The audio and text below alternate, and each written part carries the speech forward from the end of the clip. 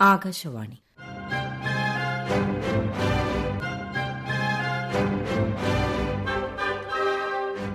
ജില്ലാ വൃത്താന്തം. ഇന്ന് തിരുവനന്തപുരം ജില്ല.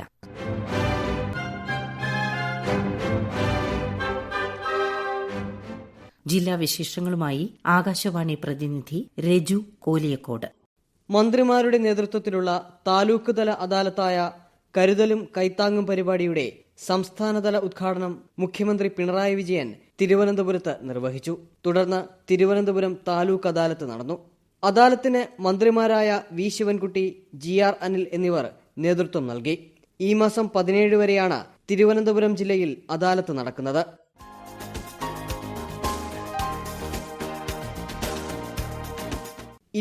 ാമത് കേരള രാജ്യാന്തര ചലച്ചിത്രമേളയ്ക്ക് വെള്ളിയാഴ്ച തിരുവനന്തപുരത്ത് തുടക്കമായി. നിശാഗന്ധി ഓഡിറ്റോറിയത്തിൽ നടന്ന ചടങ്ങിൽ മുഖ്യമന്ത്രി പിണറായി വിജയൻ ചലച്ചിത്രമേള ഉദ്ഘാടനം ചെയ്തു. ഈ മാസം 20 വരെ മുഖ്യവേദിയായ ടാഗോർ തിയേറ്റർ ഉൾപ്പെടെ തിരുവനന്തപുരത്തെ 15 തിയേറ്ററുകളിലായി നടക്കുന്ന ചലച്ചിത്രമേളയിൽ 68 രാജ്യങ്ങളിൽ നിന്നുള്ള 177 സിനിമകൾ വിവിധ വിഭാഗങ്ങളിലായി പ്രദർശിപ്പിക്കുന്നുണ്ട്. 13,000-ഓളം ഡെലിഗേറ്റുകളാണ് മേളയിൽ പങ്കെടുക്കുന്നത്. 100ഓളം ചലച്ചിത്ര പ്രവർത്തകർ അതിഥികളായി എത്തുന്നുണ്ട്. ഫ്രഞ്ച് ഛായാഗ്രാഹക ആനിയസ് ഗൊദാർദാണ് അന്താരാഷ്ട്ര മത്സര വിഭാഗത്തിന്റെ ജൂറി ചെയർപേഴ്സൺ. ഡെലിഗേറ്റുകൾക്കായി KSRTC പ്രത്യേക സൗജന്യ സർവീസും നടത്തുന്നുണ്ട്.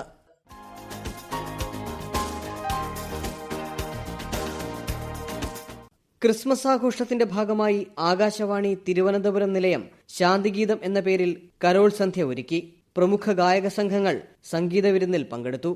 ഈ മാസം 17 മുതൽ 23 വരെ രാത്രി 11 മണിക്കും ഡിസംബർ 24 ചൊവ്വാഴ്ച രാത്രി 10:30 ആകാശവാണിയുടെ തിരുവനന്തപുരം, ആലപ്പുഴ നിലയങ്ങളിലൂടെ കരോൾ ഗാനങ്ങൾ പ്രക്ഷേപണം ചെയ്യും.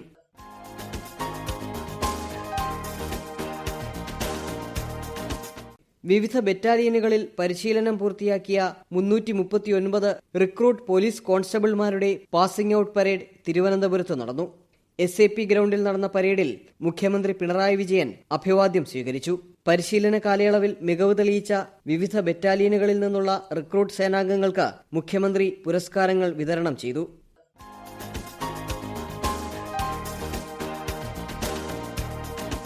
രാജ്യത്തെ ഏറ്റവും മികച്ച 3 സൈബർ വിഭാഗങ്ങളെ തിരഞ്ഞെടുക്കുന്നതിന് data security council of India നടത്തിയ മത്സരത്തിൽ തിരുവനന്തപുരത്തെ ഫോറൻസിക് സയൻസ് ലബോറട്ടറിക്ക് പുരസ്കാരം. സർക്കാർ ഉടമസ്ഥതയിലുള്ള സ്ഥാപനങ്ങളിലെ ഡിജിറ്റൽ ഫോറൻസിക് മികവ് കണ്ടെത്തുന്നതിനുള്ള വിഭാഗത്തിലാണ് ഗുജറാത്തിലെ നാഷണൽ ഫോറൻസിക് സയൻസ് യൂണിവേഴ്സിറ്റിയുമായി ഫോറൻസിക് സയൻസ് ലബോറട്ടറി 2ാം സ്ഥാനം പങ്കിട്ടത്.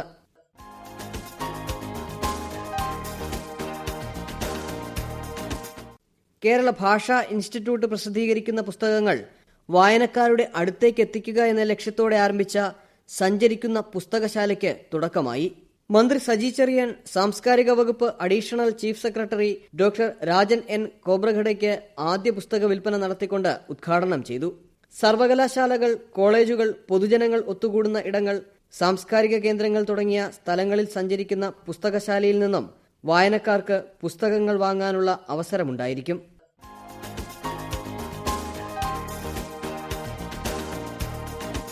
സൈനിക സ്കൂൾ സൊസൈറ്റിയുടെ വാർഷിക പരിശോധനയുടെ ഭാഗമായി പ്രതിരോധ മന്ത്രാലയത്തിന് കീഴിലുള്ള സൈനിക സ്കൂൾ സൊസൈറ്റിയുടെ inspecting office commodore RK Sharma Kazhakoottam Sainik school സന്ദർശിച്ചു.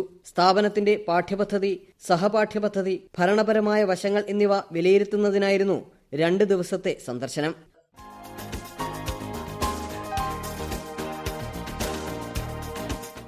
കേരള നിയമസഭ അന്താരാഷ്ട്ര പുസ്തകോത്സവം 3ാം പതിപ്പുമായി ബന്ധപ്പെട്ട് തിരുവനന്തപുരം ജില്ലയിലെ സർക്കാർ എയ്ഡഡ് സ്വാശ്രയ മേഖലയിലുള്ള കോളേജ് വിദ്യാർത്ഥിനികളെ പങ്കെടുപ്പിച്ചുകൊണ്ട് മാതൃകാ നിയമസഭ സംഘടിപ്പിച്ചു.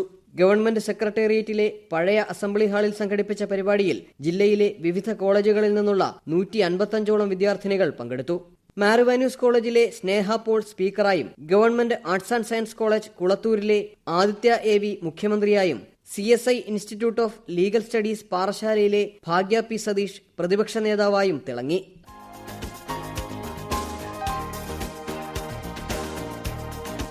ജില്ലാ വൃത്താന്തം സമാപിച്ചു.